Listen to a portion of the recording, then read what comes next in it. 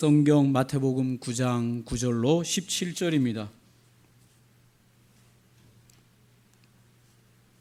신약 성경 마태복음 9장 9절로 17절에 있는 말씀을 함께 읽도록 하겠습니다. 찾으셨으면 우리 함께 말씀을 읽겠습니다. 예수께서 그곳을 떠나 지나가시다가 마태라 하는 사람이 세관에 앉아 있는 것을 보시고 이르시되 나를 따르라 하시니 일어나 따르니라. 예수께서 마태의 집에서 앉아 음식을 잡수실 때에 많은 세리와 죄인들이 와서 예수와 그의 제자들과 함께 앉았더니 바리새인들이 보고 그의 제자들에게 이르되 어찌하여 너희 선생은 세리와 죄인들과 함께 잡수시느냐. 예수께서 들으시고 이르시되 건강한 자에게는 의사가 쓸데없고 병든 자에게라야 쓸데 있느니라. 너희는 가서 내가 긍휼을 원하고 제사를 원하지 아니하노라 하신 뜻이 무엇인지 배우라. 나는 의인을 부르러 온 것이 아니요 죄인을 부르러 왔노라 하시니라. 그때에 요한의 제자들이 예수께 나와 이르되 우리와 바리새인들은 금식하는데 어찌하여 당신의 제자들은 금식하지 아니하나이까. 예수께서 그들에게 이르시되 혼인집 손님들이 신랑과 함께 있을 동안에 슬퍼할 수 있느냐. 그러나 신랑을 빼앗길 날이 이르리니 그때에는 금식할 것이니라. 생배 조각을 낡은 옷에 붙이는 자가 없나니 이는 기운 것이 그 옷을 당기어 헤어짐이 더하게 됨이요 새 포도주를 낡은 가죽 부대에 넣지 아니하나니 그렇게 하면 부대가 터져 포도주도 쏟아지고 부대도 버리게 됨이라. 새 포도주는 새 부대에 넣어야 둘이 다 보존되느니라.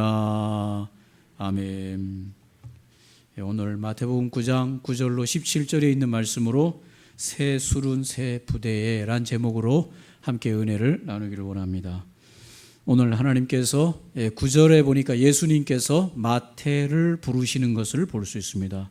누가복음 5장 27절과 28절에도 이 본문이 나와 있는데 그 후에 예수께서 나가사 레위라 하는 세리가 세관에 앉아 있는 것을 보시고 나를 따르라 하시니 그가 모든 것을 버리고 일어나 따르니라 그렇게 했습니다. 여러분, 오늘 이 레위인 마태가 세관에 앉아 있었던 이유가 뭘까요? 세관의 업무를 감당하는 세무 공무원이죠. 세관은 그의 직업이었습니다. 그러나 당시에 로마의 지배를 받고 있던 이스라엘에서 세관원이 된다는 것은 엄청난 매국노로 여겨졌습니다. 왜 그랬을까요? 로마로부터 정복당한 것도 억울한데 로마에게 이스라엘 백성들이 일정한 세금을 계속 로마에다가 바쳐야 되는데 그 자기 민족의 그 혈과 같은 피와 같은 세금을 걷어들이는 걸 누가 했냐면 같은 민족인 사람들이 세무 공무원이 돼가지고 세금을 걷어들이니까 꼴보기가 싫은 거죠. 더군다나 오늘 이 세무 공무원으로 있었던 당대 이스라엘 세무 공무원들이 로마가 요구하는 세금보다도 적게 걷었을까요? 많이 걷어들였을까요? 로마가 요구하는 세금보다 더 많이 걷어들여서 로마가 요구하는 세금을 바치고 나머지는 어떻게 했겠어요? In my pocket 한 것이죠. 그것을 알게 된 이스라엘 사람들은 이 세무 공무원들을 이 죽일 놈들, 이 나쁜 놈들. 여러분, 옛날 얘기 우리나라도 얼마 전 몇십 년 전 얘기 들어보면 세무 공무원이 되면 몇 년 만에 집을 산다? 단 1년 만에 집 산다는 얘기가 있었어요. 왜 그러냐? 당대 세무 공무원들이 기업하고 뭐 하는 사람들에게 세무 저걸 하는데 얼마입니다 세금 했는데 이 사람이 10억 세금이다 그러면 좀 깎아줘. 좀 너무 많은데 어떻게 좀 안 돼? 그러면 안 되는데요. 이 사람아 왜 이러나, 사정 알지 않는가. 그렇게 하면 잘하면 어떻게 좀 해볼 수도 있는데, 그러면 그날 저녁에 이 세무 공무원 집에 찾아오겠어요, 안 찾아오겠어요? 박스 들고 찾아오는 거죠. 그래서 다 가방 하나 넘기면 10억 세금이 5억으로 딱 계산해가지고 다. 옛날에 진짜 그랬다고, 우리나라에. 그래서 1년 세무 공무원 잘하면 집 한 채씩 떨어졌다. 아마도 그랬던 당시 이스라엘에도. 그러니까 그 부족한 세금을 더 거둘 사람들에게 막 해서 걷어들여서 한 것이죠. 그런데 여러분, 예수님이 그 세무 공무원에게 찾아가서 뭐라고 말씀하겠습니까? 너는 나를 따르라. 이스라엘 백성들이 볼 때 예수님이 지금 제대로 하고 있는 겁니까? 잘못하고 있는 겁니까? 왜 잘못하고 있는 걸까요? 저런 인간들을 뭘로 부르시고 계세요? 당신을 따르라고 하는 제자로 부르고 있으니 딱하죠. 그걸 오늘 여기에 보여주는 장면입니다. 제가 강단에서 심한 얘기를 하기는 그렇지만 아마 이스라엘 사람들은 예수님이 세리였던 마태를 나를 따르라고 말을 하면서 그 마태에게, 세무 공무원인 마태에게 나를 따르라고, 자기 제자가 되라고 요구하는 것을 이 이스라엘 백성들이 그걸 보면서 저런 저 쓰레기 같은 인간을 제자로 부르신다? 받아들이기가 어려운 것이.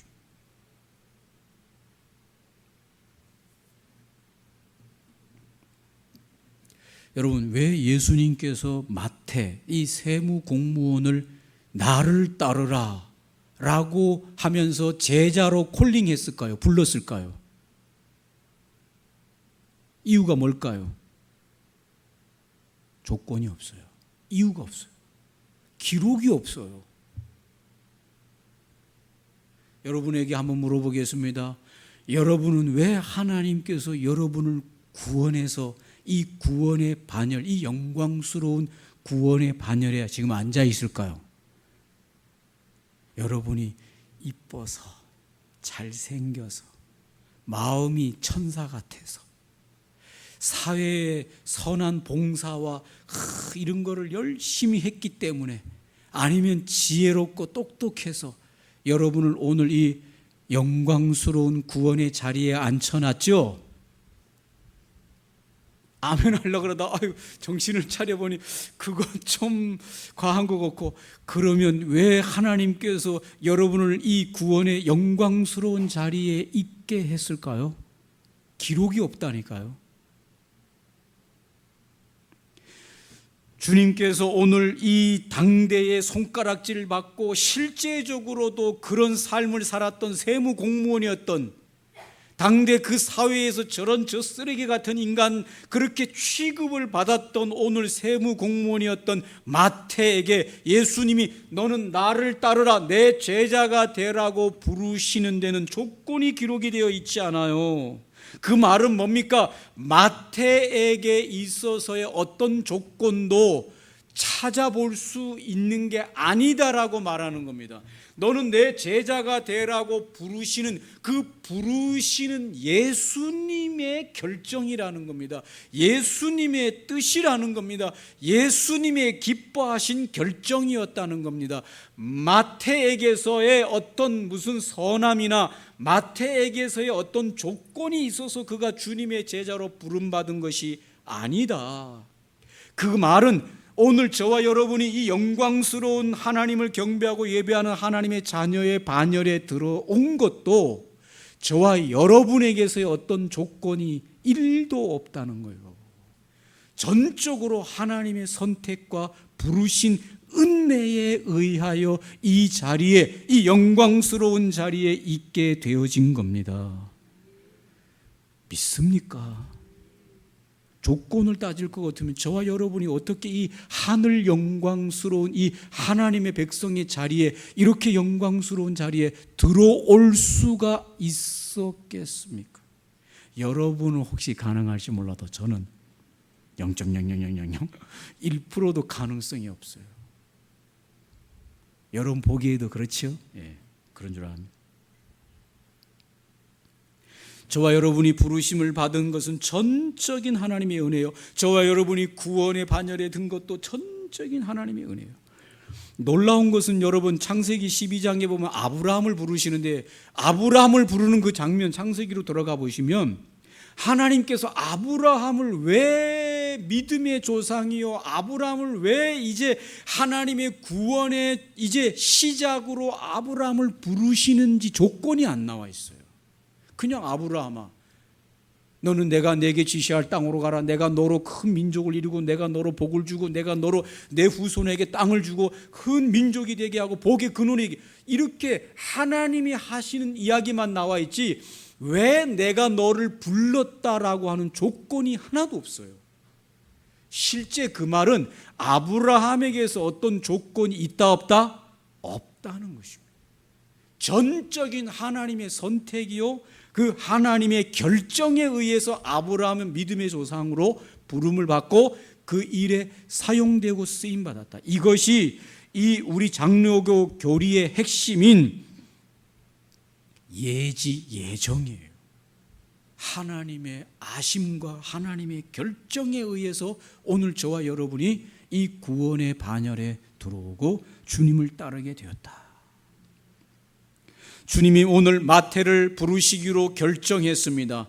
그때 이스라엘 사회에서는 저 세관원들, 저놈들, 저 나쁜 놈들, 매국노들, 저것들, 저 인간 쓰레기 같은 인간들, 저것들은 상대하지 못한다. 저 죄인들은 아예 상대도 못한다. 그렇게 여기던 그들에게, 그 인생에게 예수님은 가셔서 나를 따르라고 말씀하시오.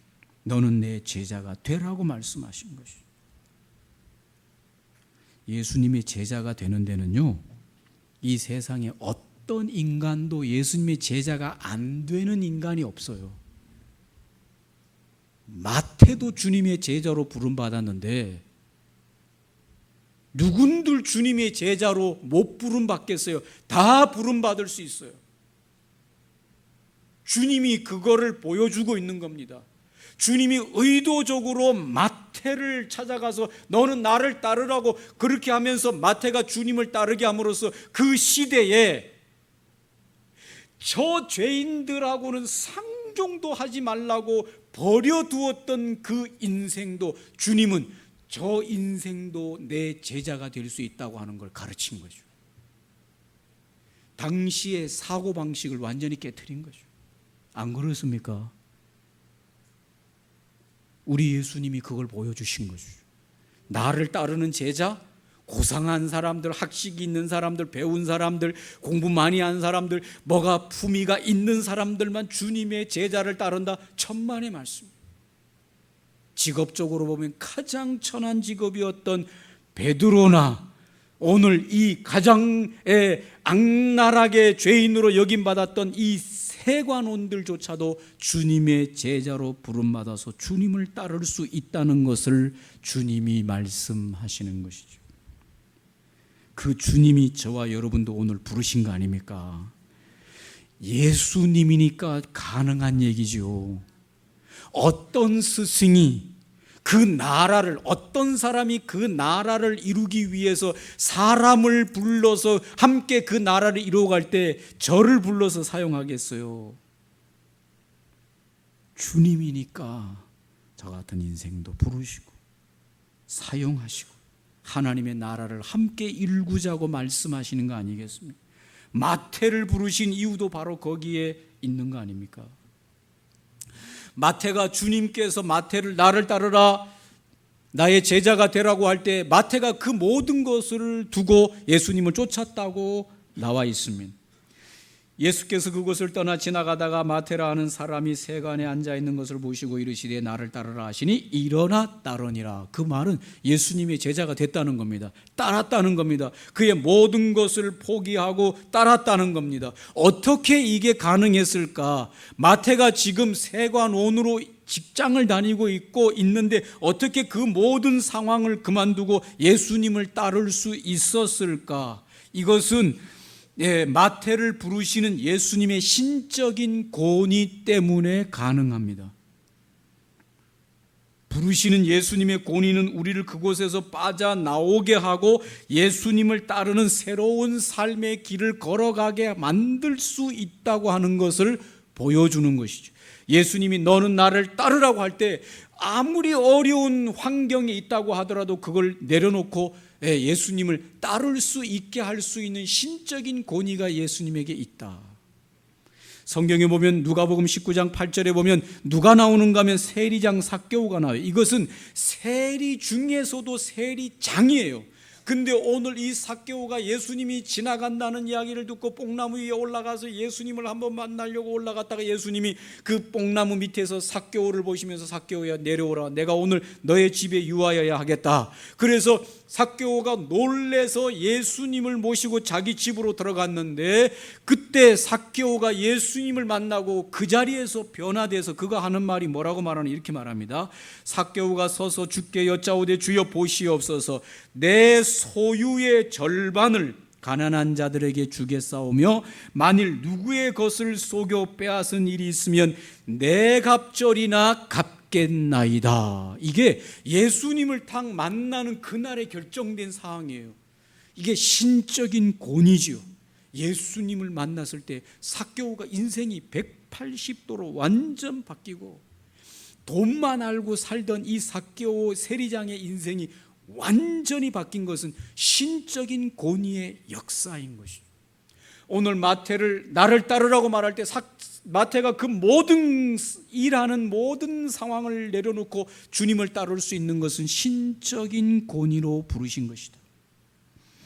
예수님께서 예루살렘으로 입성하실 때 어린 나귀 새끼를 타시려고 하실 때에 어린 나귀 새끼가 없었습니다. 그래서 예수님께서 저쪽으로 가서 어린 나귀가 메어 있는데 그 어린 나귀를 풀어오라고 말할 때 주인이 뭐라고 하면 뭐라고 말할까요? 말할 때 예수님께서 말씀하시기를 그 주인에게 말하기를 주께서 쓰시겠다라고 하라고 말하면서 그 명령할 때 진짜 어린 나귀를 풀어서 예수님에게로 가져오는 것을 볼 수 있습니다. 이 모든 것들은 다 신적인 권위예요.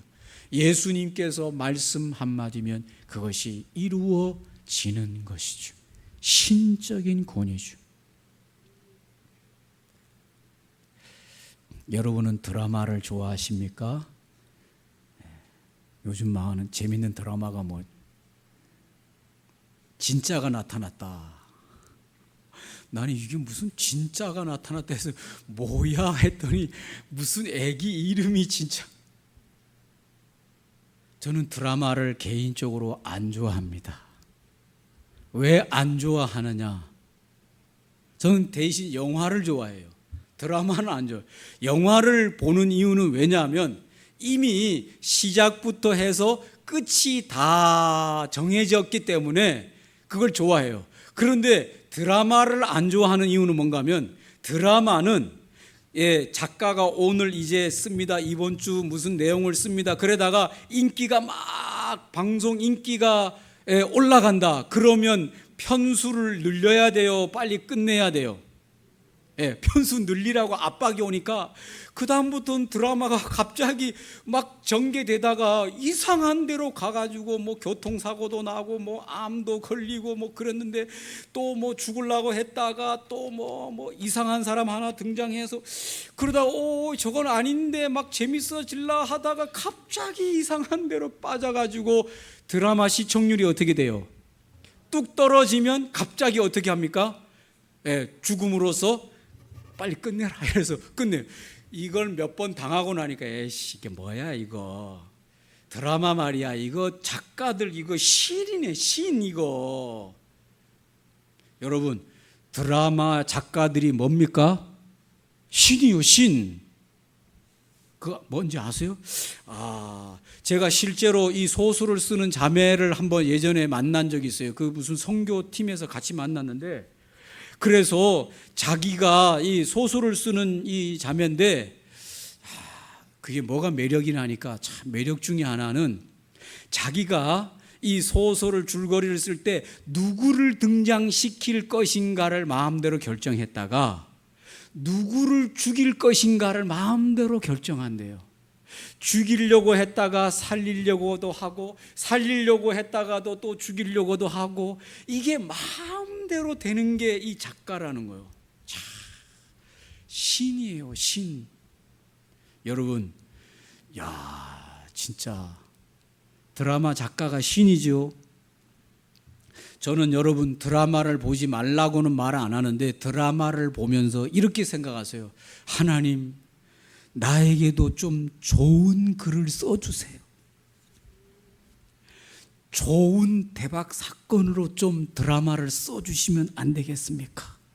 그렇게 기도하면서 드라마 좀 보세요. 할렐루야. 이왕 볼 거면은 하나님, 이게 반전이, 드라마는 반전이 얼마나 많아요. 갑자기 비행기가 휙 오면서 인천공항에 나오면서 무슨 선글라스 낀 사람이, 어떤 사람이 착 나타나면서 새로운 일이 벌어지잖아요. 이게 드라마 작가가 마음대로 한 거예요. 없는 거 이제 등장시키는 거예요. 여러분의 인생 가운데 하나님이 김 집사 새로운 드라마를 좀 한번 써줘야 되겠구나. 대박 나는 거예요. 할렐루야. 이 집사 좀 뭔가 일 좀 한번 고난 속에 꼬이면서 뭔가 해줘야 되겠다. 그러면 그때부터 뭔가 이제 또 희한한 녀석이 하나 나타나가지고 또 뭐 일 만드는 거예요. 드라마 보시는 분들, 드라마 보는 내내 기도하시면서 하나님, 작품 멋지게 한번 좀 주인공 좀 써주세요. 기도하면서 보세요. 혹시 압니까? 하나님이 써주실지. 그러면 인생 달라지는 거예요. 지금까지 그냥 뭐 되는 것마다 안 됐다고 생각하는 분들, 하나님한테 연출 좀 잘해 주시면 어떻겠습니까? 오늘 하나님께서 인생 마태에게 가셔서, 마태야 나를 따르라. 세관원으로 돈은 벌었을지 모르지만 이스라엘의 저 쓰레기 같은 인간으로 취급받던 마태도, 오늘 우리가 봤던 세리장 삭개오도 예수님 만나면서 그 인생이 완전히 바뀌잖아요. 주님의 제자 마태가 됐지, 우리가 지금 그를 민족의 쓰레기로 보겠습니까, 여러분?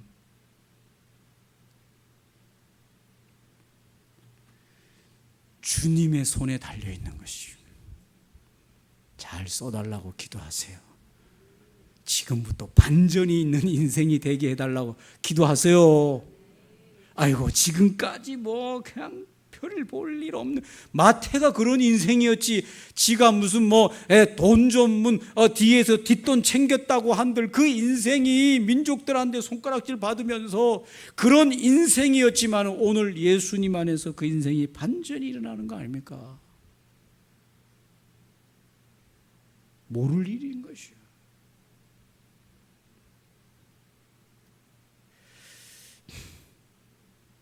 사무엘상 2장 6절로 8절, 이게 누가 한 이야기인지 여러분 기억하시기 바랍니다. 여호와는 죽이기도 하시고 살리기도 하시며 수월에 내리기도 하시고 거기에서 올리기도 하시는도다.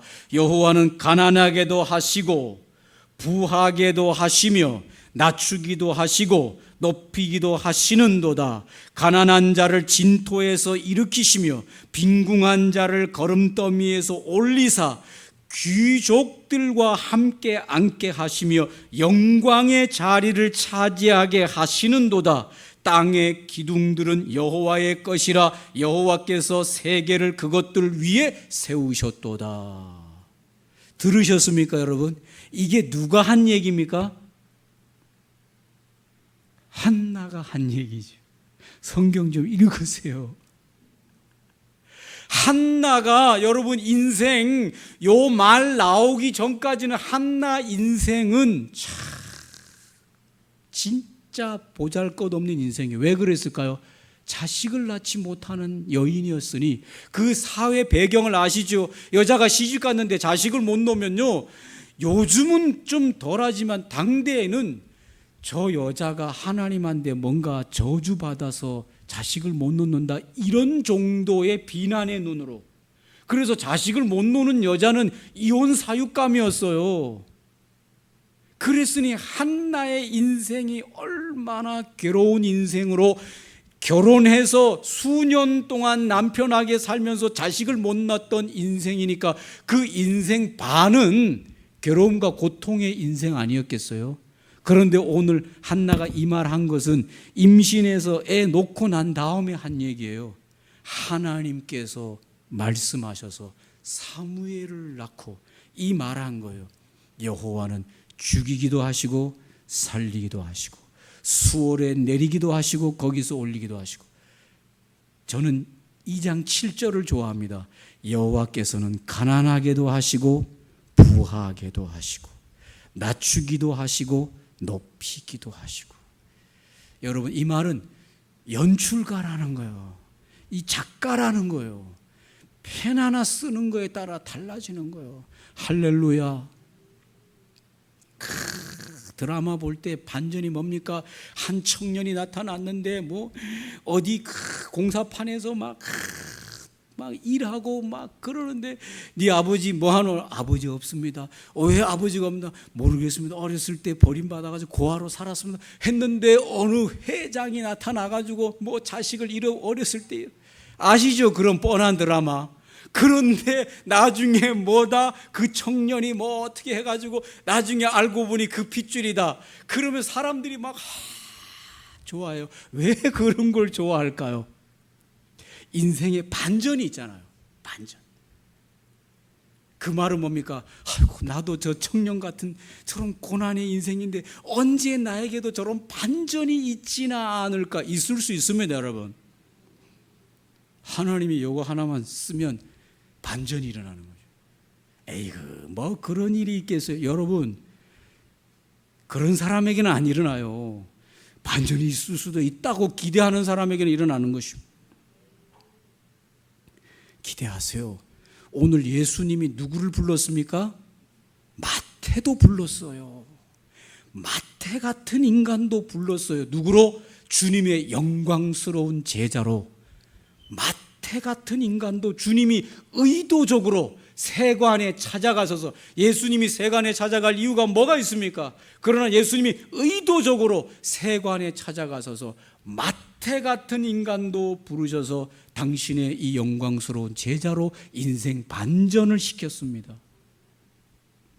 우리에게 예수님이 누구신지를 가르치는 거예요. 아멘입니까?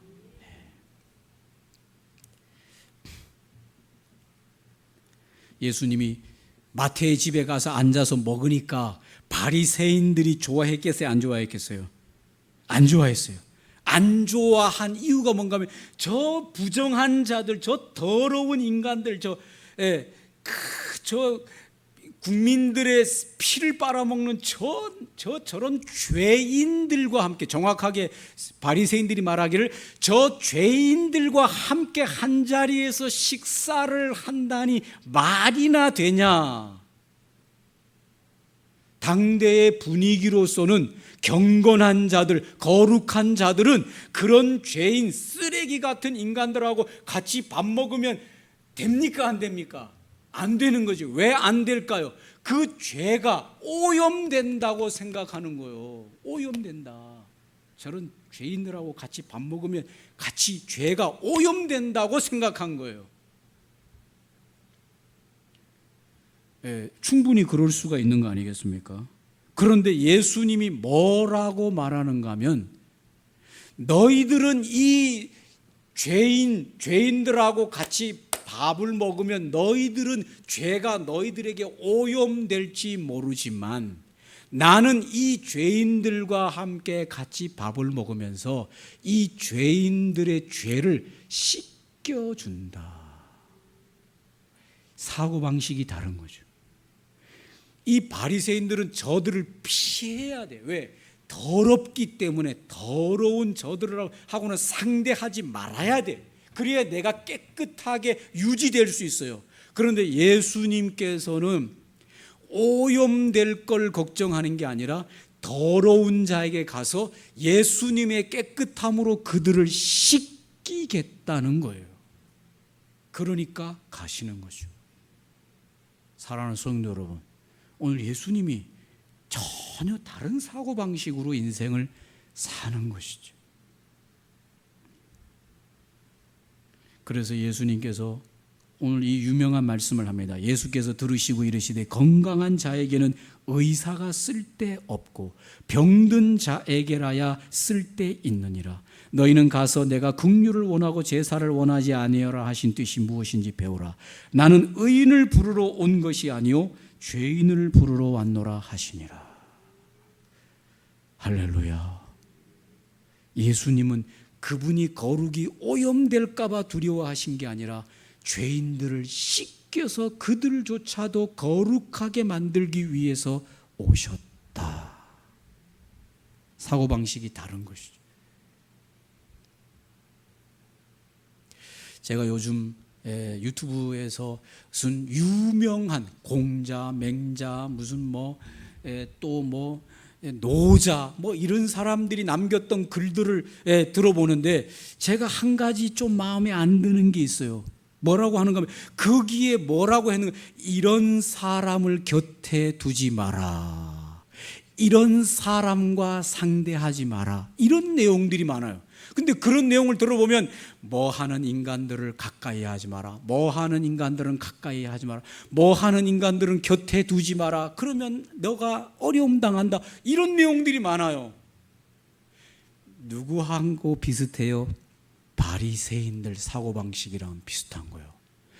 그런 인간을 너 옆에 가까이 하면 너가 어려움 당한다. 저런 인간을 가까이 곁에 두면 네가 어려움 당한다. 그래서 현명하게 사는 자들은 그런 자들을 곤란해서 가까이 안 하고 이런 자들은 곤란해서 가까이 안 하고 나에게 유익이 되고 내가 가는 길에 뭔가 풍성한 도움이 될 만한 자들을 골라내서 그런 자들과 가까이 하면 너의 인생길에 잘 될 것이다. 바리새인들이죠. 근데 예수님의 가르침을 보면 내가 의인을 부르러 온 것이 아니다. 내가 건강한 자들을 곁에 두려고 온 것이 아니라 병든 자를 치유하고 죄인들을 고쳐주고 변화시키고 씻겨주기 위해서 나는 왔다. 할렐루야. 저와 여러분이 예수님을 따르는 제자들 아닙니까? 근데 우리에게는 두 가지가 있어요. 우리는 예수님이 아니에요. 우리에게는 두 가지가 있어요. 우리는 말 그대로 우리는 이 죄인들에게 가까이 가서 바리새인들이 말하는 것처럼 우리가 오염될 가능성도 물론 있어요. 예수님은 그럴 이유가 없지만은 우리는 예수님이 아니기 때문에 우리는 이 죄인들하고 가까이 갔을 때 우리가 죄인들의 영향력에 의해서 우리의 빛이 어두워질 가능성도 물론 있습니다. 또 하나는 죄인들과 가까이 하면서 우리의 그 거룩함을 통해서 그 죄인들을 변화시킬 가능성도 있습니다. 우리는 이 두 가지 가능성을 다 가지고 있는 인생들입니다. 그러나 우리가 한 가지를 꼭 기억해야 될 것은 뭐냐? 우리도 예수님처럼 예수님의 은혜와 능력으로 변화시키게 할 수 있다는 사실입니다. 할렐루야.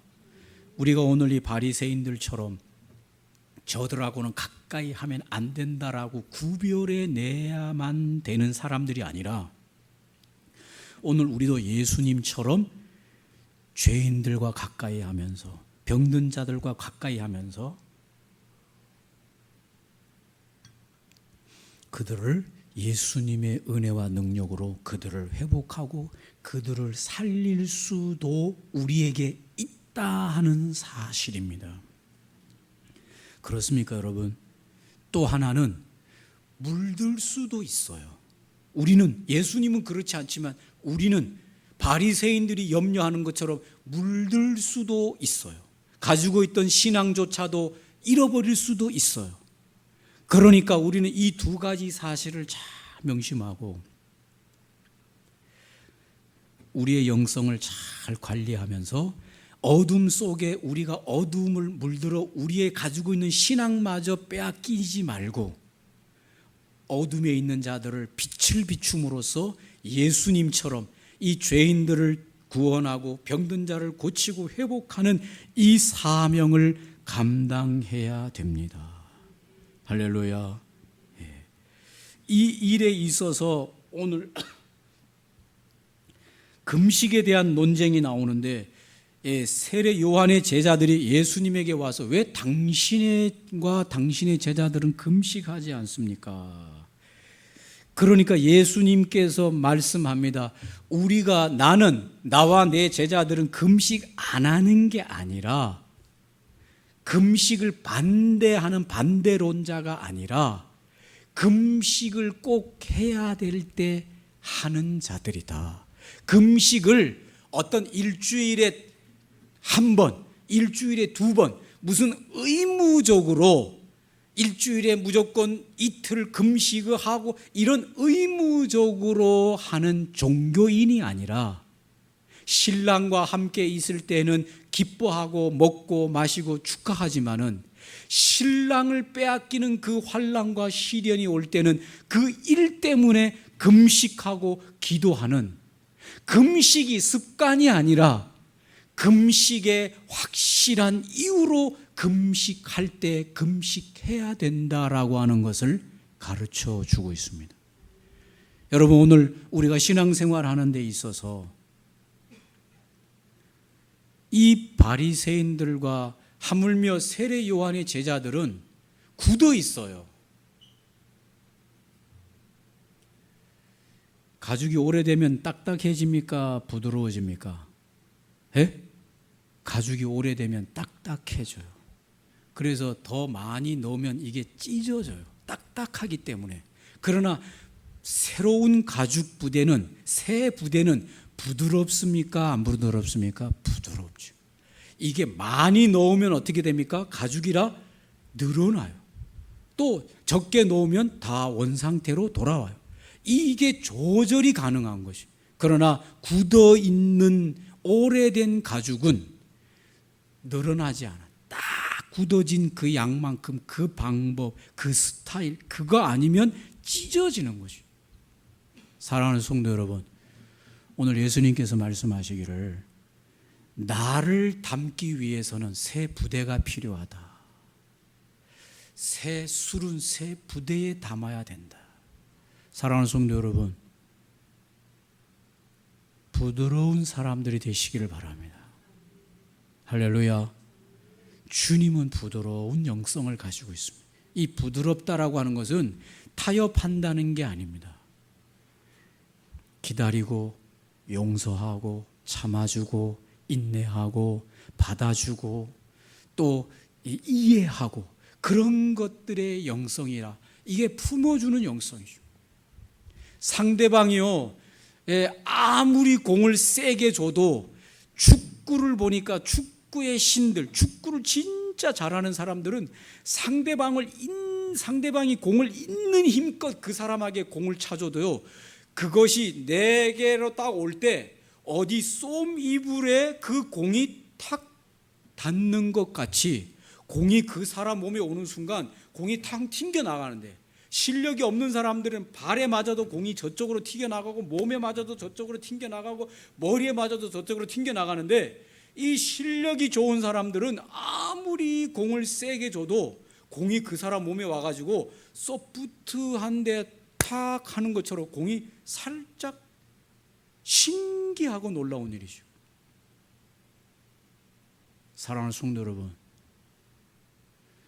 영성이라고 하는 게 부드러움이에요. 부드러운 새 술과 새 부대에 넣을 수 있는 이 그리스도의 영성을 가진 사람은 아무리 신경질적인 사람이 내게 와서 와와와와 해도 하면서 힘들죠. 힘들죠. 날이 덥죠. 그래서 다 그냥 이렇게 받아내죠. 부드럽죠. 안 그러면 어떻게 하면 아이 참 아침부터 기분 나쁘게 뭐 짜증내고 뭐 이래 뭐 이러면서 세게 날라오면 어떻게 합니까? 탁 부딪혀가지고 또 세게 날라가고 막 왔다 갔다 하다가 막 예. 새 부대는 그렇지 않습니다. 부드러운 영성이에요. 이게 아무나 안 된다는 건 여러분이 경험해 봐서 아시죠. 좋은 사람하고는 얼마나 부드러워요. 할렐루야 할렐루야 할렐루야 잘 되지. 그러나 험한 인간들 만나가지고 하면 쉽지 않죠. 아시는 분 아시죠? 새 부대를 가지시기를 바랍니다. 주님은 죄인도 받아주시고 세리 받아주시고 다 받아내요. 금식 안 한다고 할 때도 다 금식한다. 받아내요. 이런 사람, 이런 영성, 이런 사람이 정말 영혼을 살려내는 겁니다. 이런 사람 한 사람 있으면 틀림없이 그 주변 사람들이 영혼이 살아나게 돼 있어요. 할렐루야. 사랑하는 아내들이여 남편을 받아내시기 바랍니다. 요즘은 나이 들면은 남편이 좀 받아내야 돼요. 요즘 부인들이 너무 세가지고 막 하는 부인들이 너무 많아. 남편들이여 잘 받아내시기를 바랍니다. 할렐루야. 여보 더운데 요즘 더워서 그렇지. 돈 좀 필요한가 봐. 이러면서 돈도 좀 더 주시고, 딱 정해준 것만 주지 마시고, 여러분 더운데 좀 저 커피숍 가서 바람도 쐬고 오라고. 그러면 좀 부드러워지죠. 자녀들도 마찬가지예요, 여러분. 할렐루야. 직장에서도 마찬가지입니다. 만나는 사람들에게서도 마찬가지입니다. 그게 영성입니다, 여러분. 그게 부드러운 세수를 새 부대에 담을 수 있는 사람이에요. 세상에 이런 사람 많겠지? 천만의 말씀. 없습니다. 저와 여러분이 예수를 담은 사람들은 그럴 수 있습니다. 주님의 능력이 그걸 감당하게 합니다. 할렐루야. 오늘 말씀을 기억하면서 함께 기도하겠습니다. 마태도 불러주시는 주님.